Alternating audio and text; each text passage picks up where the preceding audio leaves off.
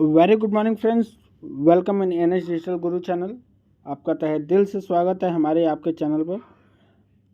जैसा कि हमने बताया था, बीए का थर्ड सेमेस्टर का यूनिट फर्स्ट सोशोलॉजी का मैं वीडियो लेके आया हूँ आपके लिए।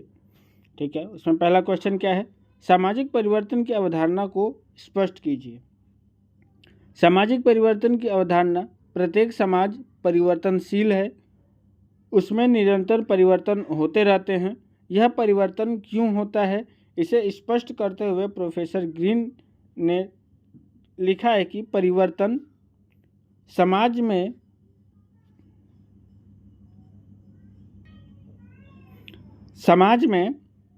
विद्यमान रहता है, क्योंकि प्रत्येक समाज में कुछ न कुछ असंतुलन पाया जाता है। इसी प्रकार आगमबर्न और निमकाव का मत है कि प्रत्येक समाज में ऐसी शक्तियां विद्यमान रहती हैं जो स्थापित संगठन का हास्य रहती हैं, जिसके कार्यों को विदीर्ण कर सामाजिक समस्याओं को जन्म देती हैं। उदाहरण के तौर पर आर्थिक संगठन का हास्य होने पर बेकारी आदि अनेक आर्थिक समस्याएं उत्पन्न हो जाती हैं। समाज के साथ साथ उनकी प्रतिकारक शक्तियां ही विद्यमान रहती हैं, जो समाज में समाज की प्रक्रिया को कार्यरत रखती हैं, जिससे समाज प्रगति की दिशा में अग्रसर होता है। यदि हम अपने ही समाज के वर्तमान रीति रिवाजों, परंपराओं व रहन सहन की विधियों पर ध्यान से दें तो पता चलेगा कुछ दशक पहले वे जिस रूप में थीं आज उस रूप में नहीं हैं, जिससे स्पष्ट है कि परिवर्तन एक सार्वभौमिक प्रक्रिया है जो सभी युगों, स्थानों, भौतिक व अभौतिक वस्तुओं से संबंधित है। ठीक है, दूसरा क्वेश्चन क्या है? सामाजिक परिवर्तन के प्रतिमानों को संक्षिप्त में समझाइए। सामाजिक परिवर्तन के प्रतिमान का आशय उसके विशेष रूप से है। विर्स्टीड के अनुसार प्रतिमान का तात्पर्य परिवर्तन के उस विशेष ढंग से है जिसे समाज के अधिकांश लोग स्वीकार करते हैं। साथ ही एक ही समय में समाज के विभिन्न क्षेत्रों में परिवर्तन एक विशेष ढंग से देखने को मिलता है। इस आधार पर मैकाइवर तथा पेज ने सामाजिक परिवर्तन के निम्न 3 प्रतिमानों का उल्लेख किया। ठीक है, पहला क्या किया? प्रथम परिमाण रेखीय परिमाण के नाम से जानते हैं। इस प्रतिमान के अंतर्गत वे प्रतिमान आते हैं जो एकाएक होते हैं।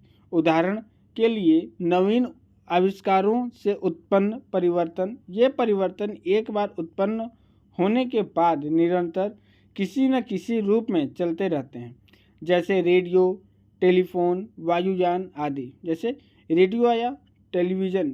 रेडियो पहले के ज़माने में अलग अलग तरह के बड़े साइज़ में होते थे, फिर उसके बाद छोटे साइज़ और अलग अलग आकार में उनसे चेंजेस हुई। ठीक है, उसी तरह टेलीफोन में, वायुयान में।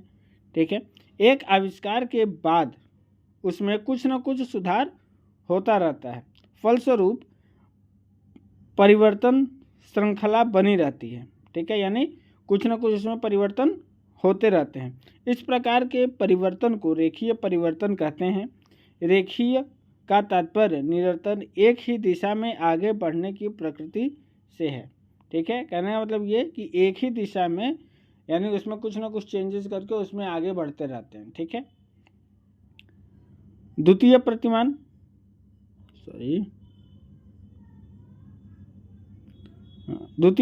क्या है? उतार चढ़ावदार। इस प्रतिमान में परिवर्तन की दिशा सदैव एक ओर को नहीं होती। कुछ समय तक परिवर्तन एक विशेष दिशा में होता है, उसके बाद परिवर्तन की दिशा विपरीत दिशा को हो जाती है। यह प्रतिमान जनसंख्या संबंधी परिवर्तनों से देखने को मिलता है। कहने का मतलब ये कि जैसे जनसंख्या आप देखोगे कभी बढ़ता है, कभी उसी स्थान पर रुक जाता है, फिर घटने लगता है, फिर बढ़ने लगता है। ठीक है, वो हो गया। फिर मौसम हो गया।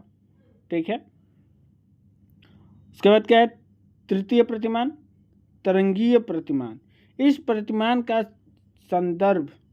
संबंध समाज विचारों तथा मनोवृत्तियों में होने वाले परिवर्तनों से है। इसमें परिवर्तन की प्रक्रिया तरंग के समान होती है। इस कारण इस प्रतिमान को तरंगीय भी कहा जाता है। कुछ विचारकों ने सभ्यताओं में होने वाले परिवर्तन को तरंगीय परिवर्तन में शामिल किया है। ठीक है, तीसरा क्या है? सामाजिक और सांस्कृतिक परिवर्तन में अंतर बताइए। ठीक है, हम लोग देखेंगे सामाजिक तथा सांस्कृतिक परिवर्तन का निम्न अंतर है। पहला क्या है? सामाजिक परिवर्तन में सामाजिक परिवर्तन का क्षेत्र सीमित होता है, यानी उसके जो एरिया होते हैं वो सीमित है, लिमिटेड है। सामाजिक परिवर्तन में से आशय केवल सामाजिक संबंधों में होने वाले परिवर्तन से है।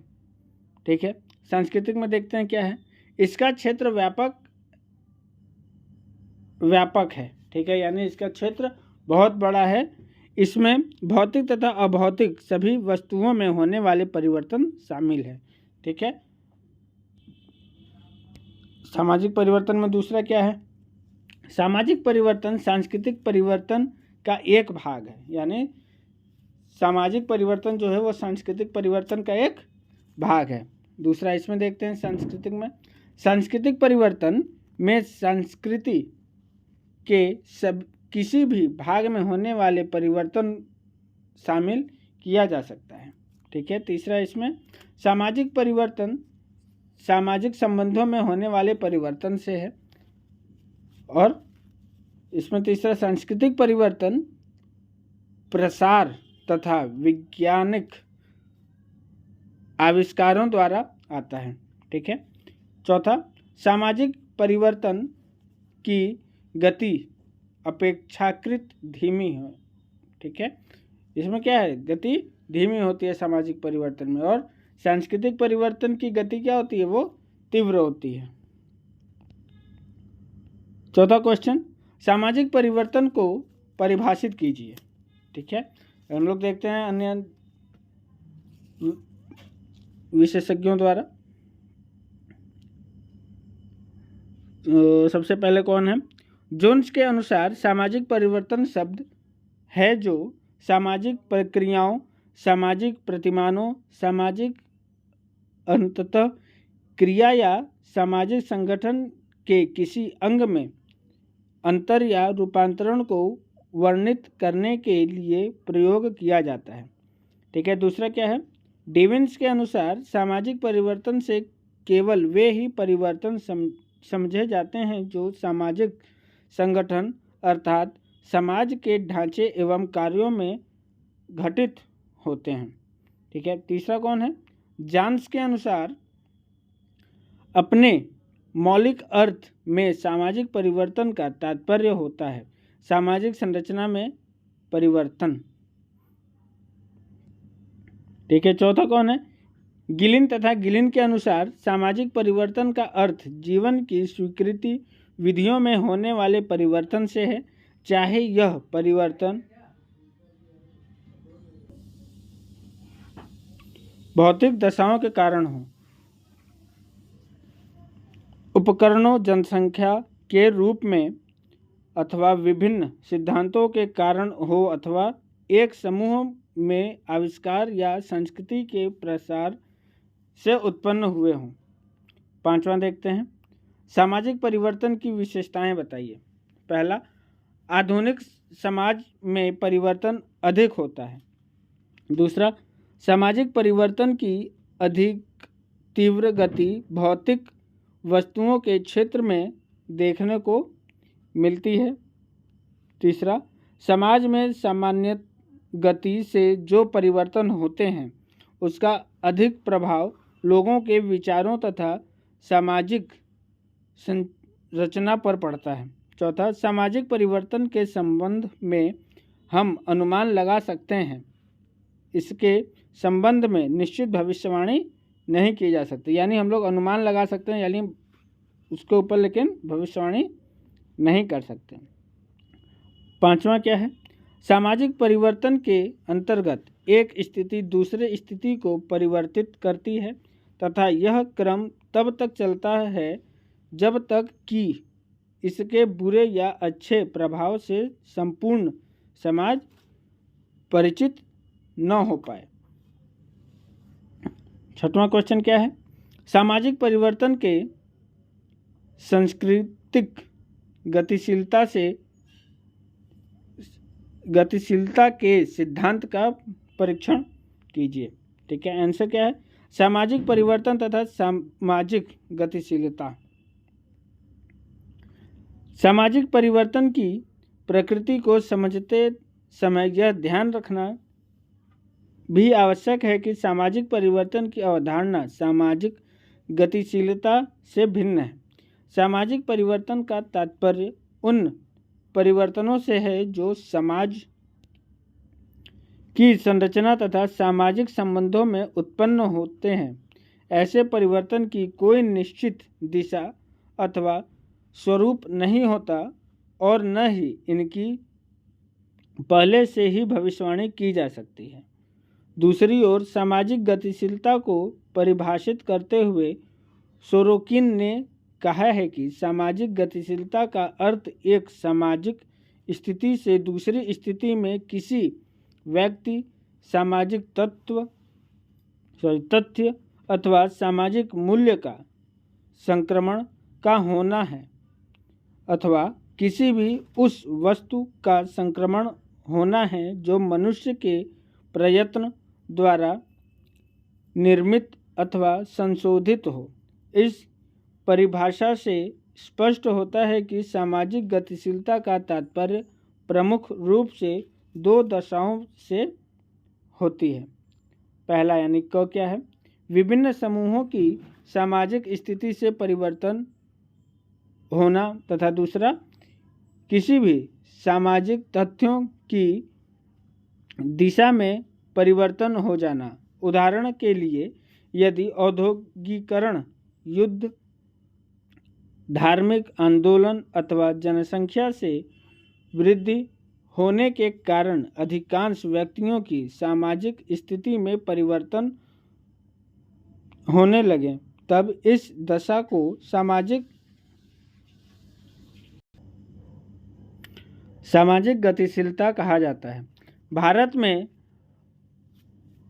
अस्पृश्य जातियों तथा दूसरी जातियों की स्थिति में होने वाले परिवर्तन वास्तव में सामाजिक गतिशीलता का ही उदाहरण है। इस प्रकार स्त्रियों की स्थिति में सुधार होना भी सामाजिक गतिशीलता की दशा को ही स्पष्ट करता है। इससे स्पष्ट होता है कि सामाजिक गतिशीलता की धारणा एक ऐसी दशा को स्पष्ट करती है जिससे विभिन्न व्यक्तियों अथवा समूहों की सामाजिक स्थिति में परिवर्तन हो रहा हो। दूसरी ओर सामाजिक परिवर्तन एक व्यापक धारणा है जिससे उन सभी परिवर्तनों का समावेश किया जाता है जो गतिशीलता के लिए उपयुक्त वातावरण का निर्माण करते हैं। यदि मनोवृत्तियों, व्यवहारों, कार्यों के ढंगों, सामाजिक संबंध स्थापित करने की पंक्तियाँ अथवा संस्थाओं में परिवर्तन होने लगे तो हम सामाजिक परिवर्तन तो कहेंगे, लेकिन इन परिवर्तनों से ही किसी व्यक्तियों अथवा समूह में हमारी सालता नहीं कह सकते, कारण यह स्थिति पहले से ऊंची या नीची नहीं हो जाती। 7वां क्वेश्चन क्या है? सामाजिक परिवर्तन के जनसंख्यात्मक कारकों पर प्रकाश डालिए। यद्यपि सामाजिक परिवर्तन में अनेक कारकों का योग रहता है, ठीक है, परंतु इन कारकों में जनसंख्या एक महत्वपूर्ण कारक है। जनसंख्या की वृद्धि साथ साथ सामाजिकता पर प्रभाव पड़ता है तथा अनेक परिवर्तन उत्पन्न होते हैं। वास्तव में विभिन्न समूहों, समितियों तथा संस्थाओं की रचना में जनसंख्या का आकार अत्यधिक महत्वपूर्ण है। किसी समाज की बढ़ती हुई जनसंख्या वहाँ की अर्थव्यवस्था को प्रभावित करती है तथा इसमें होने वाली कमी विपरीत स्थिति उत्पन्न करती है। इतिहास के पन्नों को पलटकर यदि हम देखें तो ज्ञात होगा कि जनसंख्या वृद्धि ही युद्धों का कारण बनी है तथा इनसे संपूर्ण संरचना को प्रभावित किया है। आधुनिक युग में एक सामाजिक परिवर्तन घनी बस्तियों का आबाद होता है जिन्होंने नगरों का रूप धारण कर लिया है। आज का ग्रामीण जीवन नगरीय जीवन से बिल्कुल भिन्न दिखाई देता है। इस भिन्नता का एक प्रमुख कारण जनसंख्या का घनत्व है। अति जनसंख्या होने से निर्धनता, बीमारी, बेगारी, अपराध, संघर्ष आदि अनेक सामाजिक समस्याएं उत्पन्न हो जाती हैं, जबकि कम जनसंख्या में सामाजिक समस्याएं भी कम होती हैं तथा उनका समाधान भी अति सरलतापूर्वक हो जाता है। समनर आदि के अनुसार जनसंख्या अधिक होने पर शिशु हत्या, विलंब विवाह या गर्भ निरोध आदि की जनरीतियाँ चल पड़ती हैं। जनसंख्या कम होने पर जनसंख्या को बढ़ाने वाली जनरीतियाँ प्रचलित हो जाती हैं। इसी प्रकार कम जनसंख्या में व्यक्तियों को आध्यात्मिक शांति प्राप्त होती है। जनसंख्या के बढ़ने पर नई नई खोज होती हैं, औद्योगिकी का विकास होता है, व्यापार तथा व्यवसाय आदि में वृद्धि होती है, परंतु इसी के कारण समाज में अनेक समस्याओं का भी जन्म होता है। 8वां क्वेश्चन क्या है? क्या सामाजिक परिवर्तन पर जनसंख्या वृद्धि का प्रभाव पड़ता है? देखते हैं आंसर में। सामाजिक परिवर्तन पर जनसंख्या वृद्धि का निम्नलिखित प्रभाव पड़ता है। क्या क्या? पहला क्या है? राजनीतिक व्यवस्था पर प्रभाव सबसे ज़्यादा जनसंख्या का पड़ता है।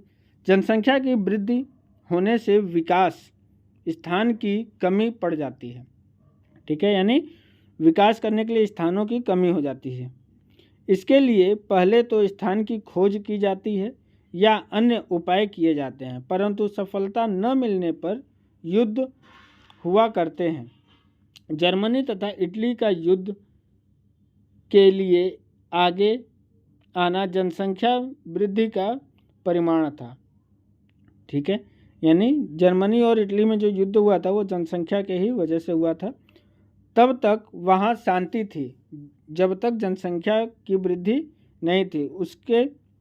इसके अतिरिक्त जनसंख्या अधिक होने पर किसी राज्य में कानून का प्रभाव भी कम होने लगता है तथा न्याय व प्रशासन में भी अनेक कठिनाइयाँ अनुभव होती हैं। अतः राज्य की प्रगति, शांति तथा व्यवसाय के लिए भी जनसंख्या एक महत्वपूर्ण उत्तरदायी कारक होती है। दूसरा क्या है? आर्थिक व्यवस्था पर प्रभाव जनसंख्या का क्या पड़ता है, देखते हैं।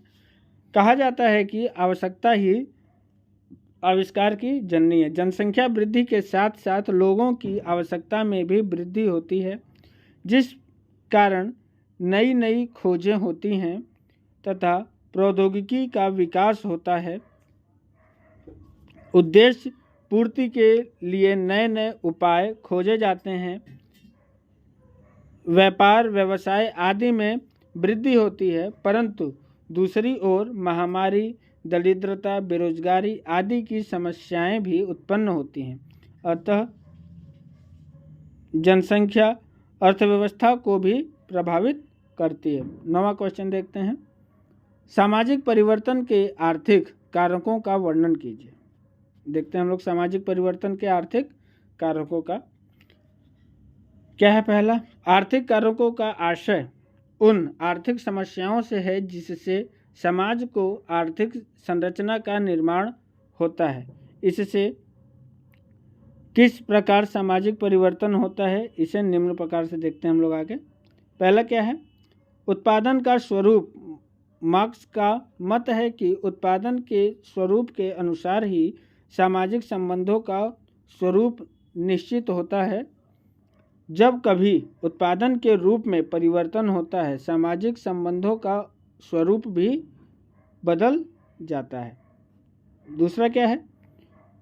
वितरण व्यवस्था। वितरण व्यवस्था भी समाज को प्रभावित करती है। विरिस्टिड का मत है कि यदि हवा और पानी भी की भांति व्यक्ति को भोजन भी मिल जाता तो आर्थिक समस्या नहीं होती, लेकिन स्थिति भिन्न है। लोग आर्थिक समस्याओं के लिए साधन अपनाते हैं। साधनों का वितरण राज्य द्वारा संचालित होता है। फलस्वरूप समाज के आर्थिक स्वरूप का निश्चय होता है। औद्योगिकीकरण। औद्योगिकीकरण सामाजिक परिवर्तन को प्रोत्साहित करता है। इसके फलस्वरूप श्रम विभाजन विकास होता है। विशेषीकरण में वृद्धि होती है तथा नगरीकरण का प्रसार होता है। फलस्वरूप सामाजिक संबंधों में परिवर्तन होता है। 10वां देखते हैं क्या है? सांस्कृतिक कारकों ने आर्थिक जीवन पर क्या प्रभाव डाला है? ठीक है, देखते हैं। किसी भी देश की आर्थिक प्रगति उत्पादन प्रणाली एवं उत्पादन का उद्देश्य एवं वितरण की प्रक्रियाएं सांस्कृतिक कारकों से प्रभावित होती हैं। ठीक है, सांस्कृतिक जिन वस्तुओं को महत्वपूर्ण उपभोग समझती है, समाज में उन्हीं का उत्पादन अधिक होता है, क्योंकि उपभोक्ता उन्हीं को क्रय करते हैं। भारतीय समाज में पश्चिमी संस्कृति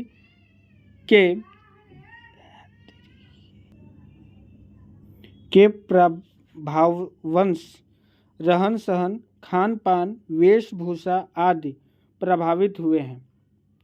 उत्पादन प्रणाली परिवर्तित होने से उत्पादन विकास स्तर पर विशाल कारखानों में होने लगा है, जिससे उत्पादन एवं उपभोग का संतुलन बिगड़ गया है।